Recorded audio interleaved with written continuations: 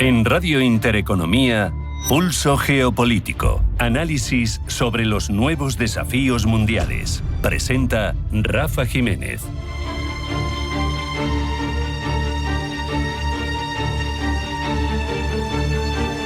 Bienvenidos a Pulso Geopolítico. El proyecto Maven nacía en 2017 desde el Pentágono para aplicar inteligencia artificial al análisis de las imágenes que llegan de los drones y acelerar así la identificación de objetivos militares. Google comenzó como contratista principal, abandonó el proyecto tras una rebelión interna de empleados que se negaban a desarrollar tecnología destinada a uso letal. Luego sucedió con Anthropic, también choque con el Pentágono, evidencias de que incluso dentro de las empresas que construyen esas herramientas hay personas que entienden todo lo que está en juego. Pero aquí surge Palantir, la compañía fundada por Peter Thiel, que recogía ese testigo sin dudarlo y que desde entonces ha expandido su papel hasta convertirse en el núcleo del ecosistema de inteligencia artificial militar estadounidense.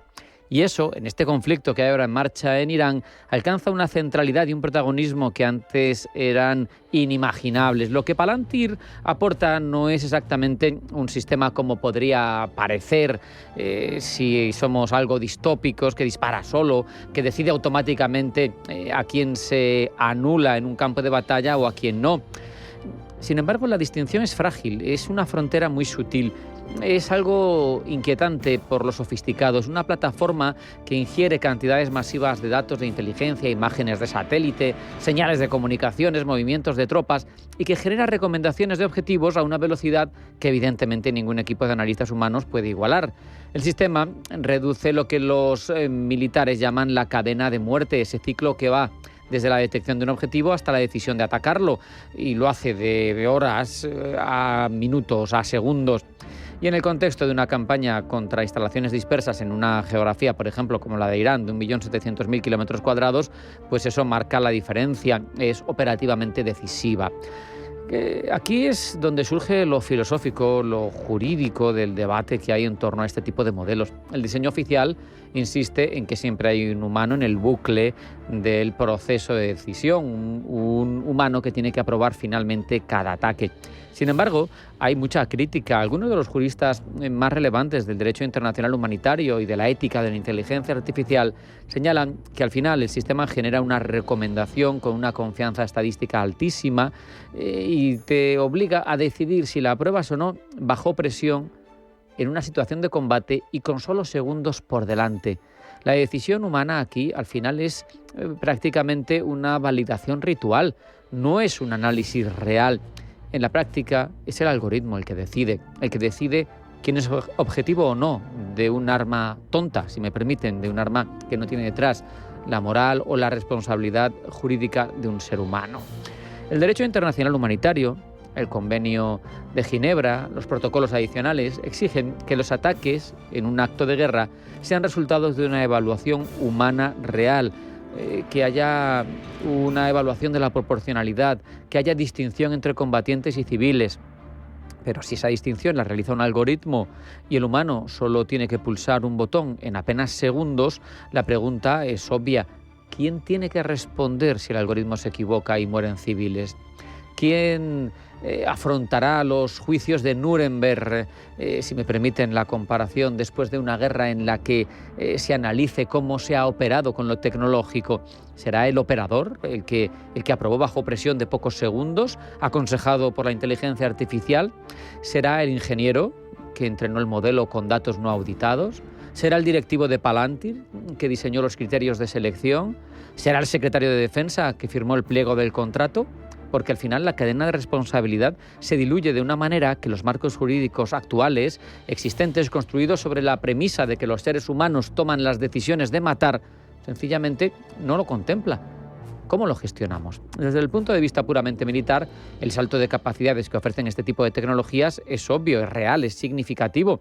Permiten procesar de forma simultánea, Maven y todos los sistemas de Palantir, miles de fuentes de inteligencia, identificar patrones que escaparían a cualquier analista humano por muy bien entrenado que esté. No es solo que los ataques sean más rápidos, es que pueden de hecho coordinarse a unas escalas y con una precisión como nunca se han visto, que multiplican exponencialmente la capacidad ofensiva de quien los emplea. en términos militares, es obvio que se quieran utilizar, es una ventaja competitiva de primer orden. Pero la pregunta es, ¿aprovecho esa ventaja a qué precio? Un precio que nos lleva directamente al promotor de Palantir, a Peter Thiel, que es lo más controvertido de todo este asunto, porque es uno de los principales financiadores del ecosistema político de Trump. Ha teorizado abiertamente en textos académicos, pero también en entrevistas, ante diversos foros, en torno a su escepticismo, en torno y sobre la democracia liberal como sistema de gobierno. Está exponiendo en manos la capacidad de defensa y de ataque del hegemón, de quien es todavía la primera potencia mundial, de un señor que dice que la democracia, como la entendemos, está agotada y que por tanto hay que dinamitarla. No es un contratista de defensa tradicional que fabrique aviones o munición. Es el propietario de la compañía que construye la arquitectura cognitiva con la que el ejército más poderoso del mundo decide a quién se mata y a quién no se mata. El algoritmo que mata, el que determina qué comportamiento sospechoso, el que identifica objetivos, es diseñado por ingenieros de una empresa privada con ánimo de lucro, cuyos criterios de desarrollo no están sometidos a ningún criterio de escrutinio democrático real, cuyos contratos son en su mayoría clasificados y cuyo propietario tiene una agenda política e ideológica más que controvertida. La externalización de esas capacidades a una empresa privada es una transferencia de facto del monopolio estatal de la violencia legítima hacia actores privados. Se rompe el Estado westfaliano, se rompe el desarrollo de este Estado del siglo XIX. Max Weber tiene que estar revolviéndose en la tumba, sin duda. Es evidente, Thiel no aprieta el gatillo, pero diseña el sistema que decide hacia dónde apunta y lo hace sin rendir cuentas a nadie. También lo hace, sin duda, seguro, Pekín, que desarrolla capacidades equivalentes dentro de su Ejército Popular de Liberación.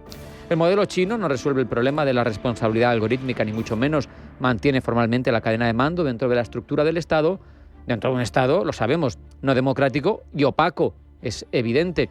Pero como los extremos se tocan, qué triste que el modelo estadounidense con Palantir consiga, en cierto modo, puentear los marcos institucionales de una democracia liberal que cumple un cuarto de milenio como la estadounidense y la esté transformando en algo tan opaco como la dictadura que vive China. Si los padres fundadores lo vieran, otros que se revolverían en sus tumbas. Hacemos un alto en el camino a la vuelta de información geopolítica que elabora Blanca del Tronco. No se marchen, porque sigue Pulso Geopolítico.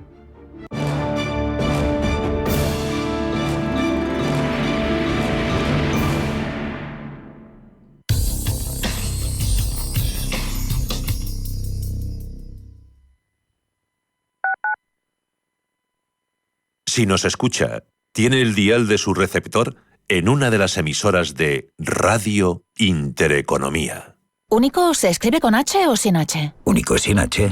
Bueno, a no ser que hablemos del Tucson, líder en ventas durante 5 años, entonces es con H de Hyundai. Conduce un Hyundai Tucson edición especial Black Line con 5 años de mantenimiento desde 150 € al mes. Financiando con Banco CTLM hasta el 31 de marzo. Consulta condiciones en Hyundai.es. Cierre de mercados es como el punto en la I. Un programa que deja las cosas en su sitio. Hola, te habla Javier García Viviani. A las 3 de la tarde comenzamos a Cierre de Mercados en Radio Intereconomía. La mejor manera de estar informado de toda la actualidad económica. Di que nos escuchas. Rocarrey, Talavante, Castella, Manzanares, Emilio de Justo, Juan Ortega. Las máximas figuras están en la Feria de San Isidro. Desde el 8 de mayo los veremos a todos en la Plaza de Toros de las Ventas. Compra ya tus entradas en las-ventas.com. ¿Por qué ayudan los que ayudan? Trabajadores sociales, educadores, voluntarios, investigadores. A pesar de las dificultades, dedican su día a día a ayudar a los demás porque creen en la utopía de una sociedad más justa para todos. Porque lo imposible solo es un poco más difícil que las cosas difíciles. Fundación La Caixa. Creer para transformar. En Radio Intereconomía te acompañamos donde tú quieras. Sintonízanos en directo a través de la radio, nuestra web, aplicación móvil o canal de YouTube. Si lo prefieres, también puedes encontrarnos en diferido a través de iVoox, Apple Podcast, Spotify y todas las plataformas de podcast. La mejor información económica en cualquier momento y desde cualquier lugar. Radio Intereconomía, siempre contigo.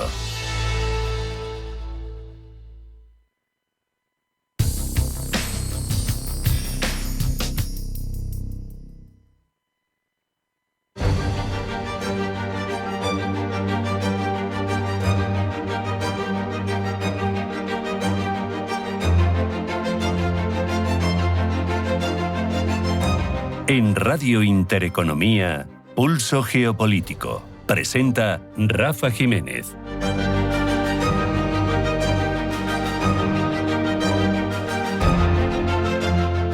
Elabora la información geopolítica Blanca del Tronco. Blanca, bienvenida, buenas tardes. Buenas tardes. La OTAN intercepta un nuevo misil iraní dirigido a Turquía. Los sistemas de defensa antiaérea de la OTAN han derribado una munición balística lanzada desde Irán y que había entrado en el espacio aéreo de Turquía, según el Ministerio de Defensa de ese país. Con esto ya son 3 los proyectiles interceptados en esta zona. El gobierno turco ha prometido que adoptará todas las medidas necesarias para contener cualquier posible amenaza y ha anunciado contactos para aclarar todos los aspectos del incidente de este viernes. Israel vuelve a atacar Teherán en el 14º día de guerra. El ejército israelí ha emprendido este viernes una nueva oleada de ataques contra la capital iraní, Teherán, donde se han escuchado explosiones, mientras que las fuerzas de defensa israelí han emitido órdenes de evacuación a la población de Teherán. Irán, entre tanto, ha amenazado a las tropas estadounidenses desplegadas en Oriente Medio y les ha instado a abandonar inmediatamente la región o, de lo contrario, aseguran, serán enterrados bajo los escombros. Trump insiste en que la guerra en Irán está ganada. Según informa la agencia Axios, el presidente de Estados Unidos, Donald Trump, habría trasladado a los líderes del G7 en una reunión virtual que Irán estaba a punto de rendirse al asegurar que se deshizo de un cáncer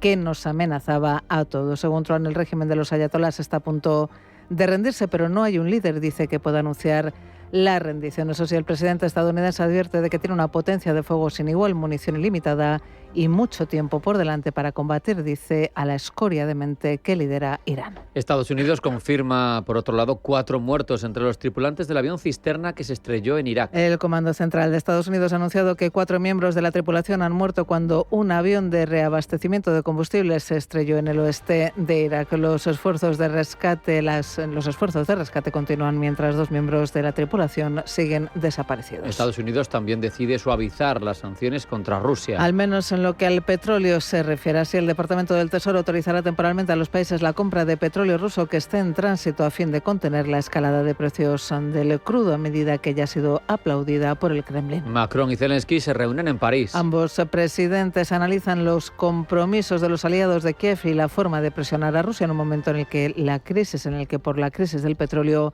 y el conflicto entre Irán y Estados Unidos ha decidido, como decimos, suavizar las sanciones al petróleo ruso. Muere un militar francés en Irak. Muerte que ha condenado el presidente francés Emmanuel Macron, que la considera inaceptable. Macron recuerda que la presencia de tropas francesas en Irak se enmarca estrictamente en la lucha contra el terrorismo y la guerra en Irán. Dice, no justifica estos ataques. Arrecia la tensión estadounidense contra Cuba. Y en este contexto, el presidente cubano Miguel Díaz-Canel comparece en la televisión estatal en un inusual formato después de que la víspera se haya anunciado la excarcelación de 51 presos tras un acuerdo con el Vaticano. Cuba ha confirmado, por cierto, que funcionarios cubanos están en conversaciones con el gobierno de Estados Unidos. Alertan los Oscar tras avisar el FBI de un posible ataque iraní en California. La 98 edición de los premios Oscar, que se celebra este domingo 15 de marzo en el Dolby Theater de Los Ángeles, reforzará su seguridad después de que una alerta del FBI advirtiese de un posible ataque sorpresa iraní con drones contra objetivos no especificados en California. De acuerdo con la alerta distribuida a finales de febrero entre cuerpos de seguridad de California, el FBI obtuvo una información según la cual a comienzos de febrero de este año Irán supuestamente aspiraba a llevar a cabo un ataque sorpresa desde una embarcación no identificada frente a la costa continental de Estados Unidos. El texto explica que sería utilizando vehículos aéreos no tripulados contra objetivos no especificados en California y en caso de que Estados Unidos llevara a cabo ataques contra Irán.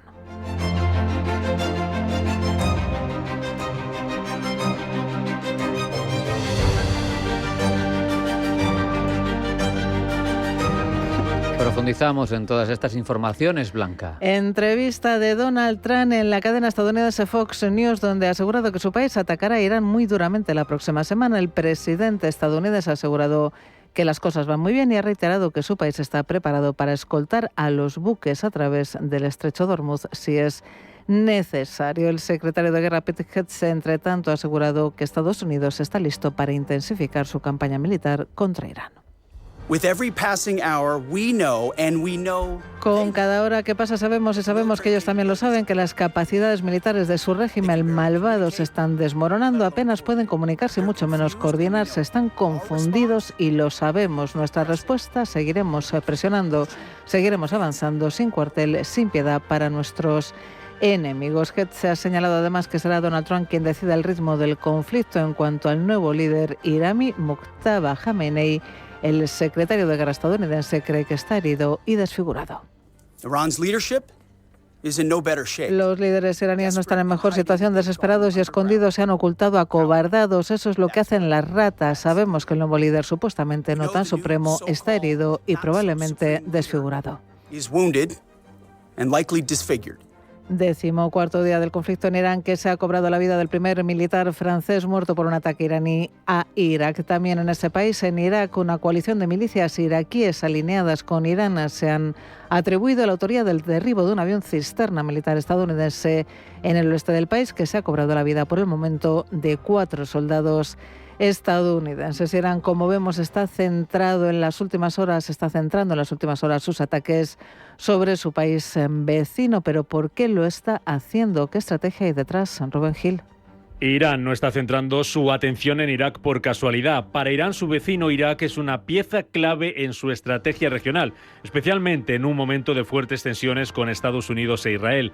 Ambos países comparten más de 1.400 kilómetros de frontera y eso significa que lo que ocurra en Irak tiene un impacto directo en la seguridad iraní. Teherán quiere evitar que su vecino vuelva a convertirse en un país hostil, como ocurrió durante la guerra entre ambos países. Por eso, desde hace años, Irán trata de mantener una fuerte influencia política, militar y económica en territorio iraquí. Ese peso creció especialmente tras la caída de Saddam Hussein en 2003. Desde entonces, partidos y milicias chiíes cercanos a Teherán han ganado protagonismo en la política y en la seguridad del país. Eso permite a Irán influir en las decisiones internas de Irak y mantener presencia indirecta en el terreno. Pero hay otro factor clave. Irak también se ha convertido en un escenario de rivalidad indirecta entre Irán y Estados Unidos. Aunque Washington ha reducido su presencia militar, todavía mantiene tropas en el país. Y a todo esto se suma la dimensión religiosa y económica. Irak alberga 2 de los lugares más sagrados para el Islam chií, Najaf y Karbala.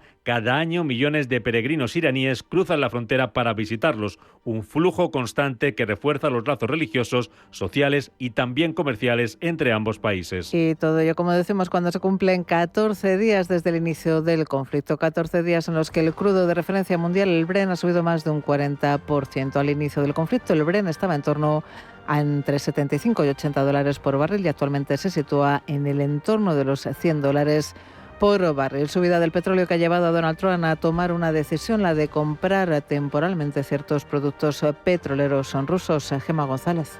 La decisión de Estados Unidos de levantar temporalmente parte de las sanciones al petróleo ruso tiene varias implicaciones muy importantes. Al permitir que parte del petróleo ruso vuelva a venderse, Washington intenta aumentar la oferta global de crudo, estabilizar los mercados y evitar que la gasolina y la energía se disparen. La exención es temporal, unos 30 días, y afecta sobre todo al petróleo ruso, que ya estaba cargado en barcos y no podía venderse por las sanciones. Aunque Estados Unidos dice que el efecto será limitado, muchos analistas consideran que esta medida beneficiará económicamente a Moscú. Si Rusia puede vender más petróleo en estos momentos con el precio disparado, aumentará sus ingresos energéticos y obtendrá, por tanto, más dinero para su economía y su presupuesto, algo especialmente sensible porque podrá seguir financiando su guerra en Ucrania. Según una estimación del diario británico Financial Times, Rusia ingresará unos $150 millones extra cada día que las sanciones están parcialmente suspendidas. El levantamiento parcial de las sanciones se produce además justo cuando las cuentas del Kremlin eran golpeadas por un creciente déficit debido a las sanciones que impuso Trump a sus 2 grandes petroleras, Rosneft y Lukoil, el otoño pasado. La decisión de Estados Unidos de levantar las sanciones a Rusia ha generado críticas de algunos socios europeos. Es más, Bruselas ha calificado esta decisión de muy preocupante para la Unión Europea. Relajar las sanciones puede socavar la presión internacional sobre Rusia y enviar una señal contradictoria sobre la política occidental hacia el Kremlin. Pero sobre todo, la medida revela hasta qué punto el mercado energético mundial está bajo presión. Igual que en todas las guerras, el conflicto en Irán es un laboratorio que pone a prueba las industrias armamentísticas de los países implicados. Estados Unidos hace gala de sus aviones furtivos y misiles de crucero precisos, mientras que Israel saca a relucir sus últimos avances tecnológicos. Irán no puede decir lo mismo de su armamento barato y retrasado frente a sus adversarios. Pero pese a ello está logrando mantener el conflicto, debilitar a Occidente, levantar interrogantes sobre si Estados Unidos acabará logrando sus objetivos. ¿Cómo lo hace? ¿Cuál es el secreto de los ayatolás? A Pablo Llanone.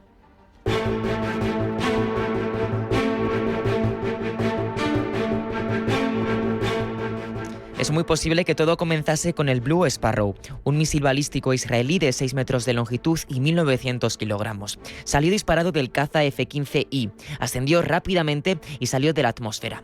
Quedó suspendido un segundo en medio del silencio celeste y se precipitó sobre el corazón del régimen iraní a una velocidad hipersónica. Sus sistemas GPS e INS calibraban con precisión su dirección y objetivo final, el líder supremo Ali Khamenei. Mientras, a unos 1.000 kilómetros, despegaban desde destructores y submarinos estadounidenses los Tomahawks, misiles de crucero diseñados para burlar radares. Surcaron a baja altura los paisajes de Oriente Próximo, atravesando el frío e inhóspito desierto iraní, y cayeron sobre bases de la Guardia Revolucionaria, sistemas de comunicaciones y aeródromos. Washington, gracias a su avanzada inteligencia mejorada con el proyecto Maven y su sofisticado sistema creado con tecnología de Anthropic, tenía bajo su escrutinio a miles de objetivos. Por eso, a cada hora, legendarios F-35 de Lockheed Martin rompían la barrera del silencio persa. A su vez, pesados bombarderos de Boeing dejaban tras de sí la estela de la guerra. Fue entre la 6ª y la 10ª hora que Teherán respondió.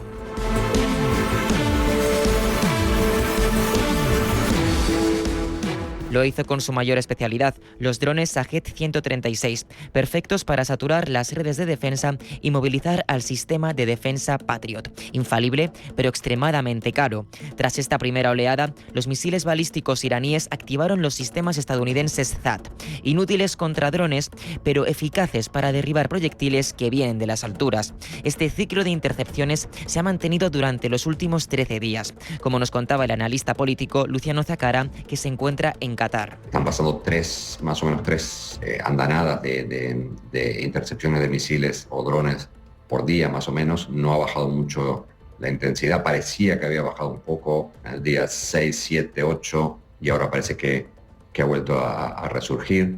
Las armas ya están colocadas en sus posiciones y, como autómatas, atacan y responden. Sin embargo, podrían no ser las idóneas para un conflicto que mañana encara su segunda semana de duración. ¿Pueden Occidente y sus aliados hacer frente a los trucos del armamento iraní? Sí. ¿Durante cuánto tiempo antes de que se vuelva en su contra? Los drones iraníes se han convertido en uno de los elementos clave de esta guerra.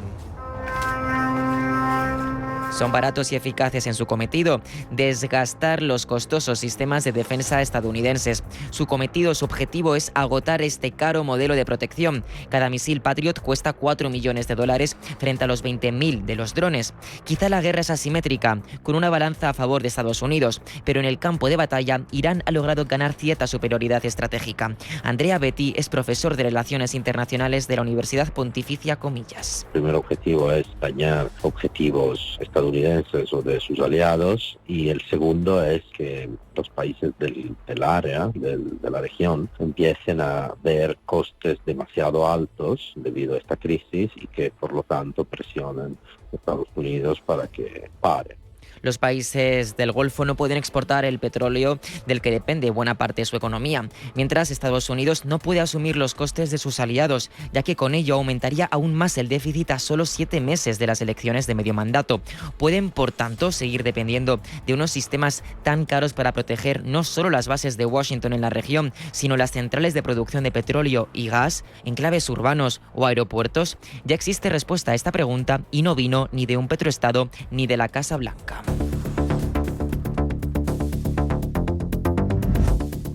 Ucrania, igual que los países del Golfo, dependía de los caros sistemas Patriot, financiados en su caso por fondos europeos. Ante los cientos de vehículos no tripulados que llevaban años atacando cada noche, Kiev desarrolló un sistema propio basado en una combinación de interceptores de bajo costo, herramientas de interferencia electrónica, cañones antiaéreos, cazas y helicópteros. Aprovechando este know-how, Zelensky ha enviado expertos en el tema a los países del Golfo. A cambio, les ha pedido misiles de defensa aérea y presión diplomática en las negociaciones con Rusia.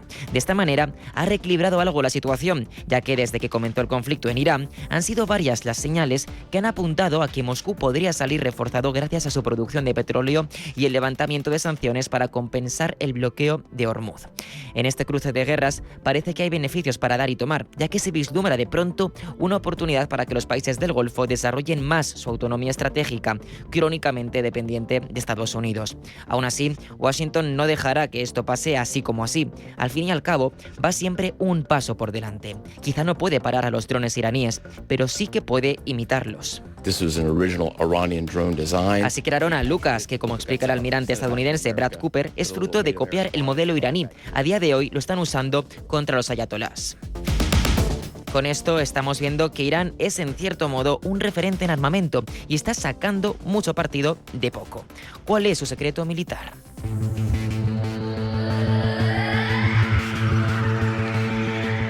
Irán fabrica al mes más de 10.000 drones Shahed. Sus materiales se caracterizan por ser industriales y baratos. Para adquirirlos, el secreto está en empresas pantalla de China, India o Emiratos Árabes Unidos, entre otros. Lo que busca es, sobre todo, crear cantidad y no calidad. Una lógica que también aplica a sus misiles.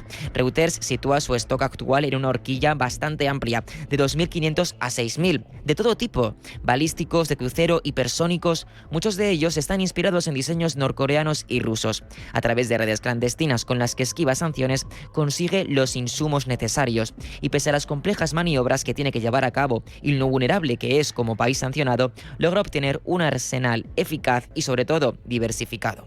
Evidentemente, Teherán sabe que no supera ni a Estados Unidos con un armamento estratosférico ni a un Israel que invierte cada año más de un 4% de su PIB en investigación e innovación y desarrollo, pero lo que tiene de momento es suficiente para haber logrado resistir 13 días.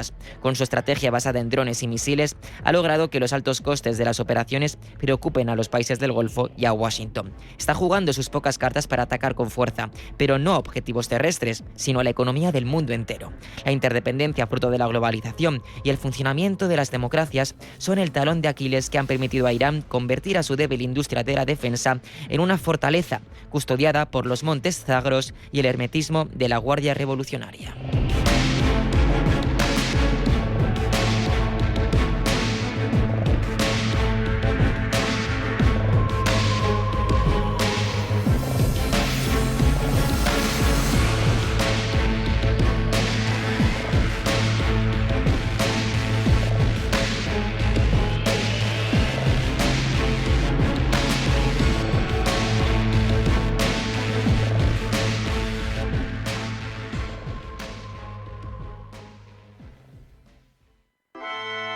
Perdona, ¿tú quién eres? Javier, gestor de ceremonias. Vengo a casarme contigo. ¿Qué?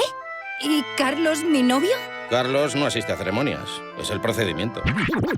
Absurdo, ¿verdad? Así firma la mayoría su hipoteca, con un desconocido. En Eurocaja Rural, tu director te escucha, adapta tu hipoteca, te lo explica todo y te acompaña a la firma. Más información en eurocajarural.es. Eurocaja Rural, la hipoteca que tú quieres. España va a ser el país más longevo del mundo. La cuestión es cómo vamos a vivir esos años de más.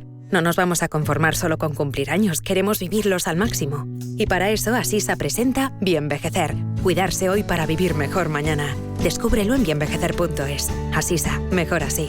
Empresa colaboradora de Teatro Real cerca de ti.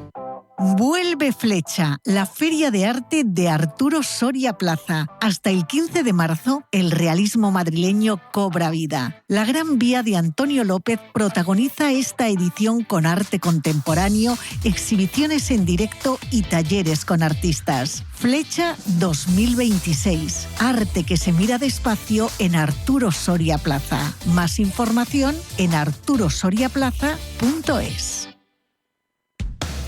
Este miércoles no te pierdas Profesiones de hoy y de siempre en Radio Intereconomía. Con el apoyo de RG Iberia analizaremos el valor del trabajo bien hecho, la especialización y la evolución de las profesiones que mueven la economía real. Talento, oficio y visión el próximo miércoles de 1 a 2 del mediodía en Radio Intereconomía. Radio Intereconomía. Información económica en estado puro.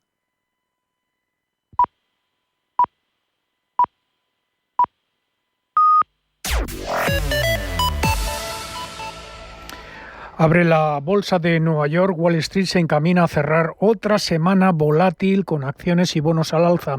Las señales de desaceleración económica en Estados Unidos refuerzan la posibilidad de al menos un recorte de tipos de interés por parte de la Reserva Federal este año.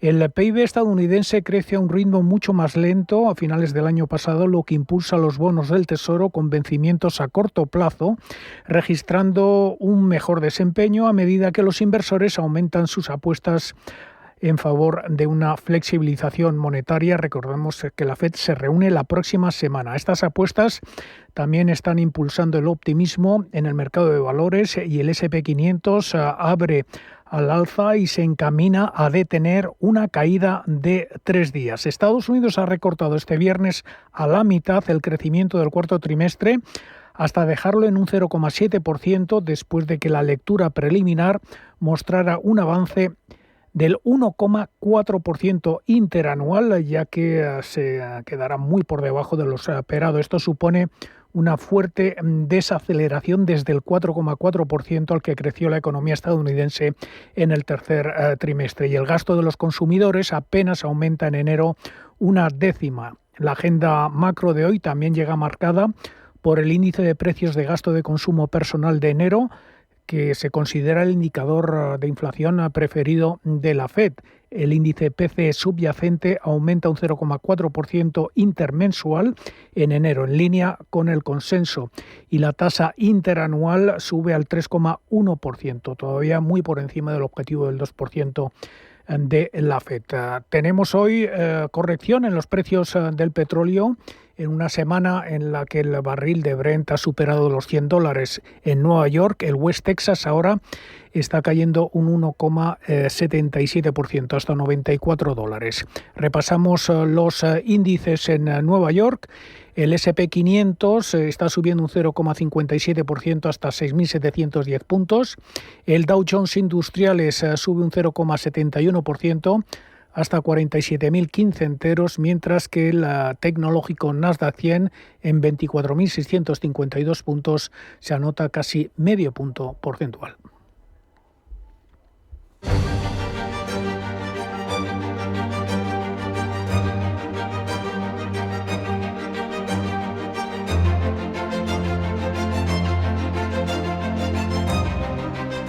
En Radio Intereconomía, Pulso Geopolítico.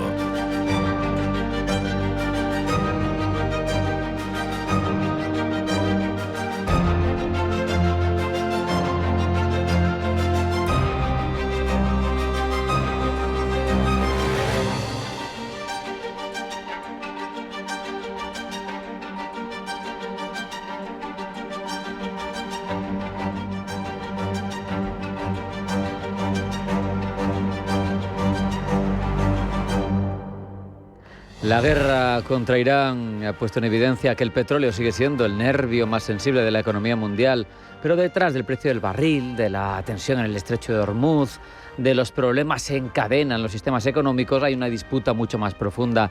Se enfrentan dos modelos de ordenar el mundo: el estadounidense, basado en la primacía del dólar, en la proyección militar, en el poder de sus multinacionales, y el chino, que apuesta por planificación a largo plazo, expansión económica silenciosa y una arquitectura internacional que, en principio al menos, otorga más representatividad al sur global.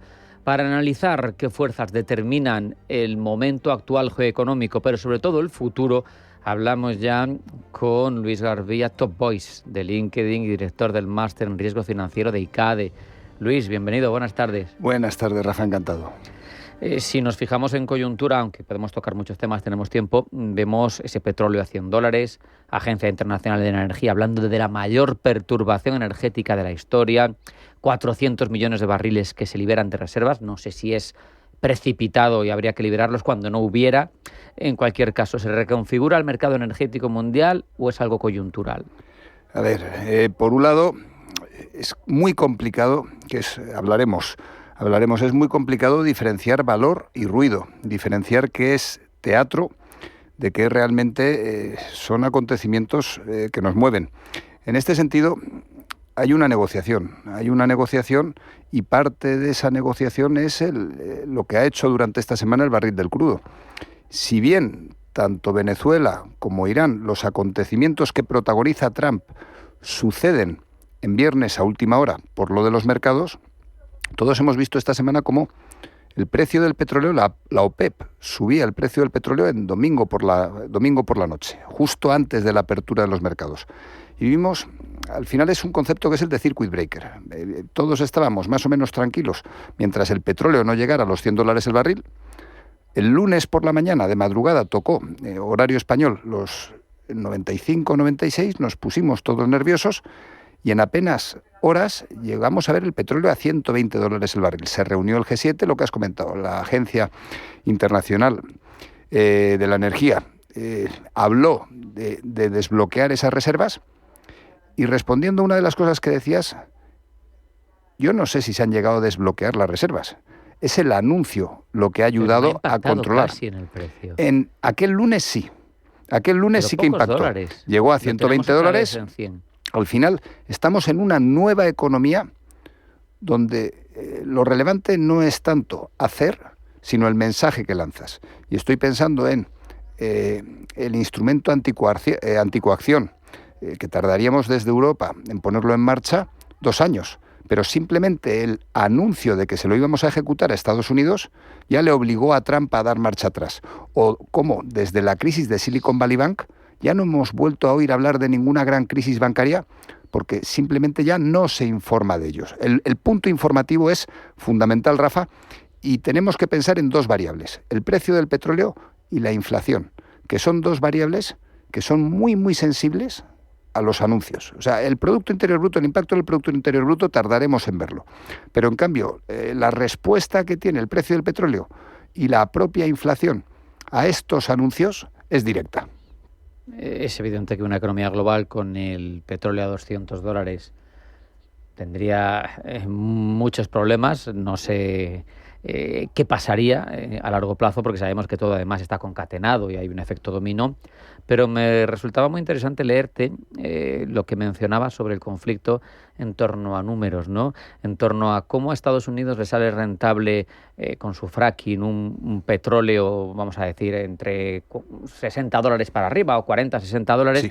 Pero tienes un Oriente, unas monarquías de petrodólares del Golfo que con 5 o $10 ya les vale y una Rusia en la que está en un punto intermedio. Al final eso también muestra las claves de cómo se mueve todo el conflicto. Absolutamente. O sea, en estos conflictos recientes tenemos que separar unos elementos, unas circunstancias que son de toda la vida.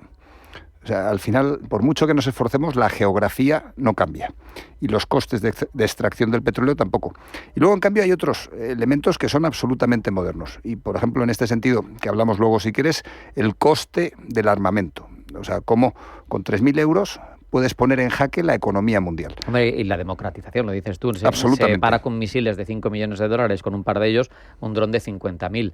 Las cuentas no salen. Eso es. Al final estamos viendo una democratización del acceso y además gente dándose guantazos por el mundo están en todo el planeta. Pero qué casualidad que solo nos fijamos en los que se dan de guantazos al lado del Mar Muerto, al lado del canal de Suez y al lado de Hormuz. O sea, al final, es que no sé decir Bab el Mandeb. Al final estamos viendo la gente que se da de guantazos cerquita de las rutas comerciales. No nos importa que muera gente, lo que nos importa es que los suministros energéticos se corten. Y en ese sentido, Rafa, volviendo a tu pregunta inicial, pues hablo de forma hipotética y nuestros lectores, nuestros oyentes son suficientemente inteligentes como para entenderme. Si me acabo de comprar un país donde el petróleo cuesta $60 el barril, si yo quiero hacer rentable esa inversión, pues necesitaré que suba el precio del barril. Pero cuidado, que si tengo unas elecciones midterm en noviembre y sube excesivamente, pues lo mismo, más de $100 el barril no me compensa. Por lo tanto, entre $80 y $90 el barril es lo que hemos estado viendo esta semana. El argumento del precio de la gasolina es de mucho peso en las elecciones de mitad de mandato, sin duda, para un Donald Trump que, insisto, ya lo he contado alguna vez, pero sigue sin cumplir una de sus principales promesas electorales, tener el galón de combustible a $2. Está por encima, lo estaba antes de que se disparara el petróleo, lo está ahora con mucho más margen. No sé hasta qué punto el precio de la gasolina puede marcar el destino político de Trump o puede ser utilizado en ese... A ver, otra de sus promesas electorales era que no iba a dar un tiro. O sea, al final... Sí, pero yo creo que a la gente le duele más el bolsillo que las mentiras en cuanto a sin ninguna política duda. Internacional. Al final, como metáfora, la inflación de todo lo económico. La inflación es la que quita y pone gobiernos. Y no solo eso, sino que la propia inflación es la que acaba llamando a movimientos demagógicos. Al final, cuando a la gente le empieza a doler el bolsillo, se crea un caldo de cultivo que favorece que la gente deje de pensar y hable más con el corazón, pensando en la migración, pensando... O sea, sinceramente, Rafa, pensando en las midterm, la imagen de Trump en Estados Unidos está muy erosionada. Y gran parte de todas estas acciones, sin duda, las hace Trump pensando en noviembre. Lo que pasa es que antes de noviembre tenemos el fin de marzo, que me sorprende que no haya mucha gente hablando de ello, pero hablaremos cuando lleguemos al fin de marzo, a la cumbre bilateral que va a haber entre Xi y Trump, entre China y Estados Unidos. Es una cumbre... Claro, hay dos modelos distintos de afrontar la relación geoeconómica mundial. Sí, pero dos modelos que, sinceramente, yo creo que le duró la tontería a Trump 2-3 días. El tiempo que tardó en sujetarle el cubata a Elon Musk, decirlo de los aranceles a los vehículos eléctricos, y a la semana, 2 semanas, con lo de DeepSeek, estoy hablando desde el 20 de enero de 2025, ya despertó y se dio cuenta de que quien mandaba en el globo era China. En este sentido, ¿qué estamos viendo estos días? Porque, insisto, menos titulares y más geografía. Si tú pones, si miramos el mapa de oeste a este, tenemos Irán, luego Afganistán y luego Pakistán. Afganistán es terreno montañoso y la frontera entre Afganistán y Pakistán es montañoso, pero es el mismo territorio Irán, Afganistán y Pakistán lleno de pastunes. Al final, con este conflicto, ¿qué estamos viendo? Me dan igual las fronteras, insisto, Irán, Afganistán y Pakistán. ¿Qué estamos viendo? Que China está limpiando su corredor pakistano-chino, o sea, la salida al mar Arábigo desde China, y en paralelo Israel y Estados Unidos están limpiando Irán. Si nos olvidamos de las fronteras, Pakistán disparando a Afganistán, que hay pastunes tanto en Pakistán como en Afganistán.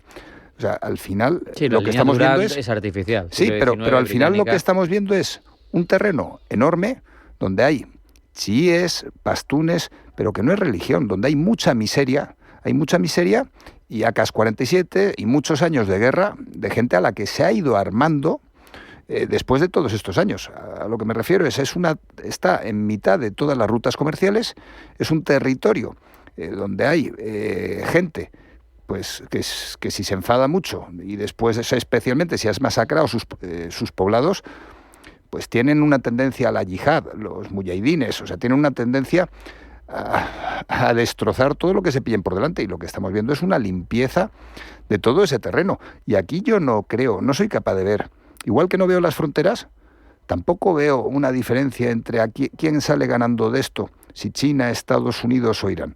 A Estados Unidos en este conflicto en concreto no le veo muy ganador, salvo por el hecho de que exporta el 42% de las armas mundiales.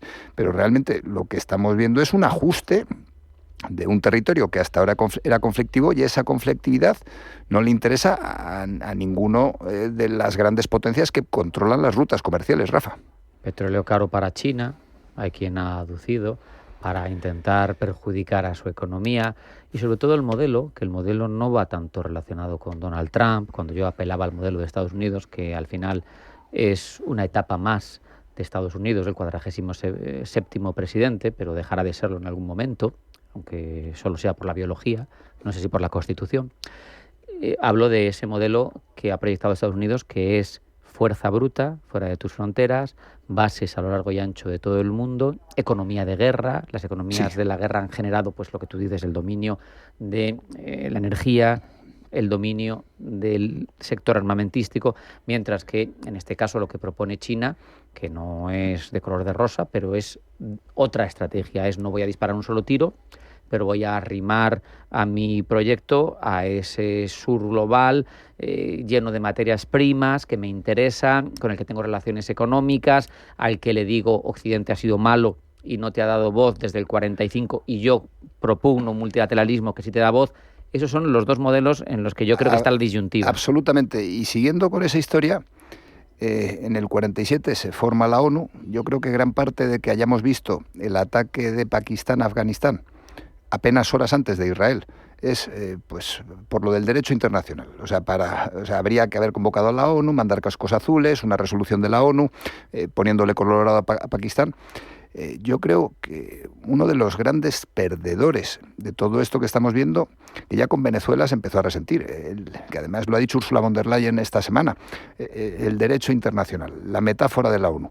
Estamos viendo en ese cambio de modelo de facto que tenemos delante, cómo el único que ha hablado, que además es, que me perdonen los oyentes, es hasta divertido, el único que es un troll absoluto, el único que ha hablado de la ONU, o que yo al menos he oído hablar de la ONU esta semana, ha sido Achí.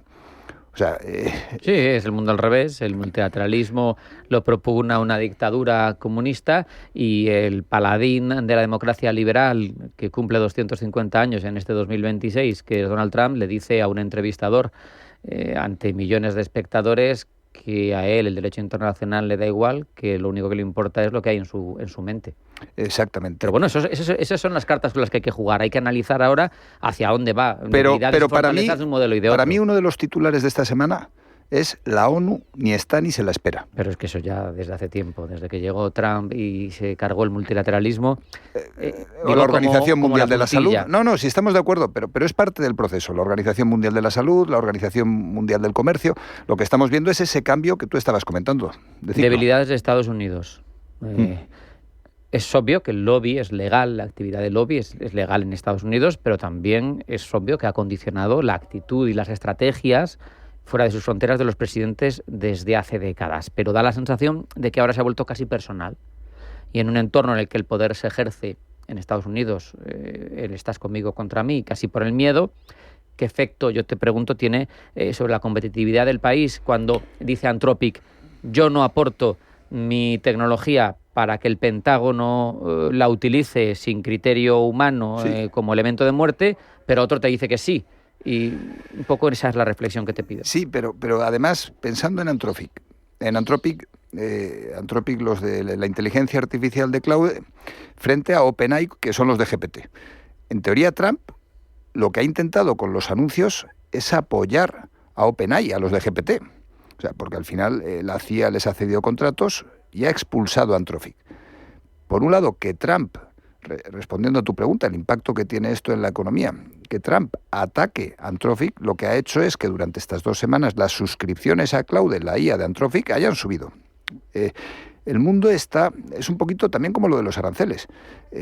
Trump anunciaba que iba a haber aranceles y para evitar precisamente los aranceles lo que provocaban es que las importaciones a Estados Unidos aumentaran, porque como en un mes, 2 meses iba a haber aranceles, pues ¿yo qué hago? Empiezo a importar antes. Por lo tanto, esos aranceles que iban a perjudicar después, a lo que voy es, la lógica sale corriendo por la ventana.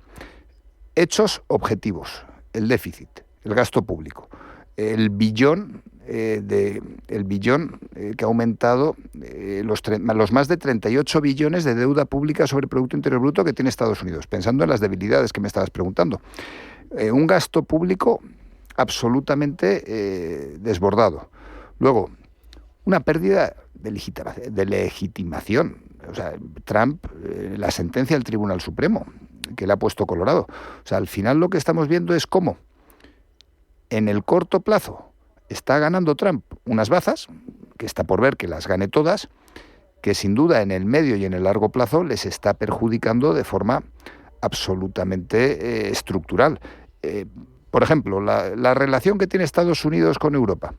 Pues Europa nos estábamos cociendo en nuestro propio jugo a fuego lento, y Trump, en parte, lo que está representando para nosotros es un revulsivo. Yo tengo la sensación de que Ursula von der Leyen, en estas 2 semanas, o desde que Trump es presidente, está trabajando más por Europa que en sus 2 mandatos, o sea, que en su mandato, el actual y el previo. Tiene debilidades China, estructurales, deuda de los gobiernos locales, sector inmobiliario frágil, consumo interno débil, ha tenido su plan quinquenal, quiere potenciar todo esto, el yuan apenas representa el 2% de las reservas mundiales, el dólar sigue en el 57%. Sin embargo, cuando uno mira el PIB de cada uno de los países, se da cuenta de que en paridad de poder adquisitivo el PIB chino es mayor que el estadounidense. Eso es. Entonces, ¿qué pesa más en todo esto? A ver, por un lado, todas las magnitudes de las que has hablado son magnitudes tradicionales. Cuando miramos, a mis alumnos les suele sorprender. El Producto Interior Bruto de Italia, 2,7 billones. El de España, 1,7 billones. El de Rusia, entre el de Italia y el de España. Es decir, de las magnitudes que estabas hablando, una cosa es lo que se ve y otra cosa es lo que no se ve, los números que no figuran en registro. ¿Cuál es el valor de la economía sumergida en Rusia o en China? Pues lo que quieran ellos. O sea, al final son los datos que ellos mismos nos dan. Yo la sensación que tengo con China es que objetivamente, o sea, han decidido mantener un perfil bajo, mantienen su perfil bajo y no les importa no ser la potencia mundial. Ellos están bastante cómodos con el casino, que es el mundo, donde las fichas de juego de ese casino son los dólares. Hombre, teniendo en cuenta que los aranceles venían a destruir la capacidad exportadora de China y sin Estados Unidos ha batido sus récords históricos de exportación. A ver, a mí yo si soy el dueño del casino, sinceramente me da igual el color que tengan las fichas del casino. Y si las fichas del casino se llaman dólares, pues no veo a China en una posición... Es que has hablado de debilidades y China... Y sinceramente, cada vez me cuesta más encontrarlas. Bueno, ellos en su plan quinquenal, en su reunión de la Asamblea, hablan de cosas que quieren mejorar y que tienen que mejorar. Claro, pero es que para mí eso es otra fortaleza. Ellos pueden hacer planes quinquenales. Nosotros en España vamos a hacer un plan. ¿Cuándo van a ser las siguientes elecciones? Es que yo no sé si este verano va a haber elecciones. El 2027 parece que va a haber. En Estados Unidos. ¿Qué va a pasar después de noviembre? Que para mí el hecho de que tengan un plan quinquenal y puedan hacer planes a 5, a 15, a 30 años... Eso es inherentemente totalitario, relacionado con su carácter no democrático. Sí, pero tú me has preguntado por debilidades. Malo, no, correcto. Decir, o sea, yo te estoy dando mi visión, intento dejar fuera ideologías, y antes te he hablado de que China son los que piden el auxilio de la ONU. O sea, al final China está abogando por los derechos humanos. Estamos en un mundo que está absolutamente al revés, pero en ese sentido me preguntas por debilidades de China y me cuesta mucho encontrarlas. Sobre totalitarismos y sobre democracias con fugas, comenzaba reflexionando sobre el proyecto Maven, que no sé si lo conoces. Bueno, es esa iniciativa del Pentágono tan complicada de automatización de la selección de objetivos con medios a distancia, drones, etcétera, que fue rechazada por varias de las compañías punteras de la inteligencia artificial, que fue tomado el envite por Palantir y que Palantir consigue ahora mismo capacitar a ese humano en el loop que se exigen en estos procesos a decidir si un objetivo es correcto o no, a partir de una ingente cantidad de datos que no podría un analista humano disponer, pero te da solamente 90 segundos para elegir.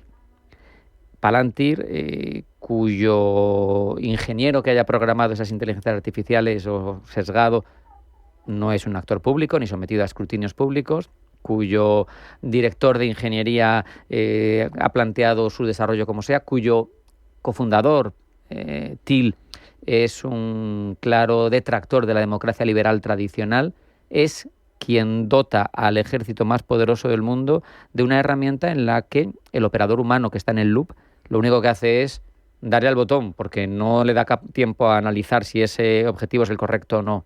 Sí. A ver, al final es una deshumanización de la política exterior estadounidense que tampoco es nueva. La CIA las lleva haciendo cuadradas y de todos los colores.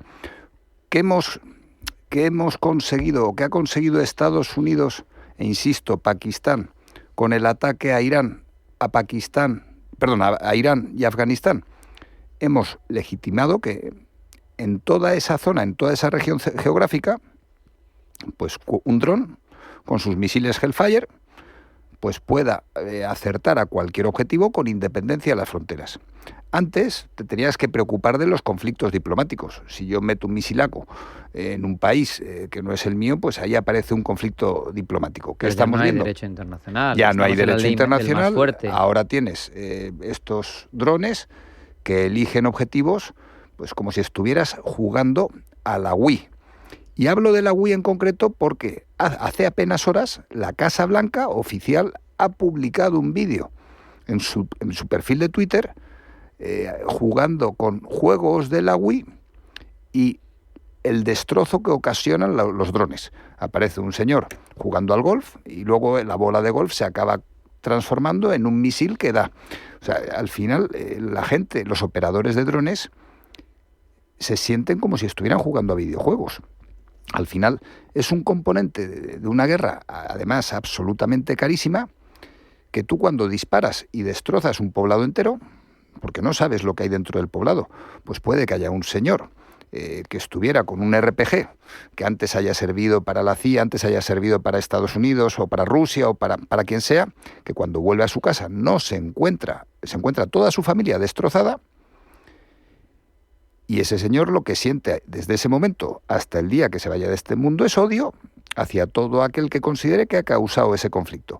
Y no estoy hablando de una o dos personas. Al final, pastunes en general, y siento señalar a un grupo étnico, pero pastunes hay más de 50, entre 50 y 60 millones de personas, de los cuales pues viven unos cuantos en Pakistán, otros cuantos en Afganistán. Bueno, más del 40% de la población de Afganistán es pastún. O sea, es gente que no estamos hablando de religión o de etnia, estamos hablando de miseria, con aviones que cuestan 200 millones de euros, misiles que cuesta cada misil, no lo sé, 100, 200.000 euros, hora de vuelo, 20.000 euros, estamos atacando a gente que tiene menos de $10 al día de renta disponible.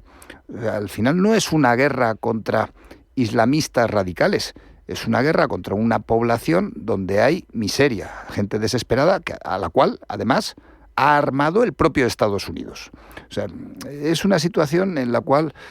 Vamos a ir, Luis, te pido un análisis geoeconómico, te pido... Esto al final a mí me parece que es una lucha de fondo, más allá de lo que estamos describiendo concreto que tenemos sobre la mesa, pero esa lucha de fondo se va a decantar. ¿Tú ves decantarse hacia un lado o el otro? Tenemos ruta de la seda, tenemos geoeconomía, tenemos dólar y tenemos 30 segundos. Pues Pakistán está limpio, nadie ya se acuerda de Ucrania y lo que estamos viendo es cómo juegan con nuestra atención y cuando quieran que dejemos de mirar a este conflicto simplemente nos pondrán otra sardina delante. Pedía el propio Zelensky, me estaba acordando cuando mencionabas a Ucrania, exigía a Europa una serie de cosas. Yo no sé si porque ve que la única manera es ser transaccional e ir crecido, pero desde luego su conflicto está ahora mismo enterrado. ¿Quién es Zelensky? ¿Quién es Europa? Luis García, ICADE, como siempre, un placer. Muchas gracias. Placer compartido, Rafa. Hasta aquí esta edición de Pulso Geopolítico. Sean felices, pasen buena tarde y acudan siempre a su cita con nosotros. Esto es Pulso Geopolítico, no nos fallen.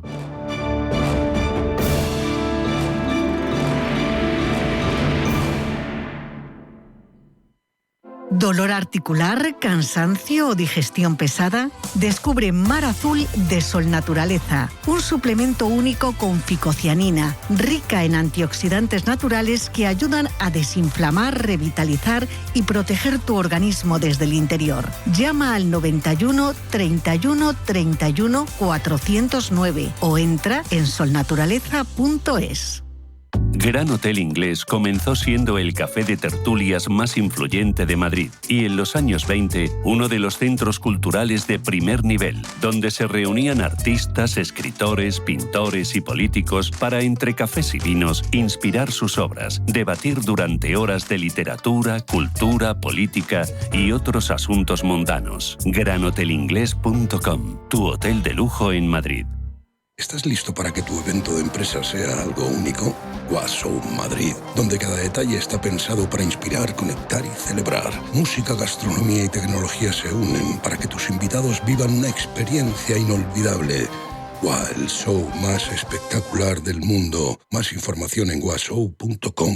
Si eres emprendedor, profesional o empresario y quieres estar al día en los temas que afectan a tu empresa, Cultura Emprende es tu programa. De la mano de Alejandra Rompedrique, Víctor Delgado y Ángel Calvo Mañas, conocerás las experiencias de otros empresarios y estarás al día en marketing, formación, tecnología, fiscalidad, eventos y más. Los viernes de 6 a 7 de la tarde en Radio Intereconomía.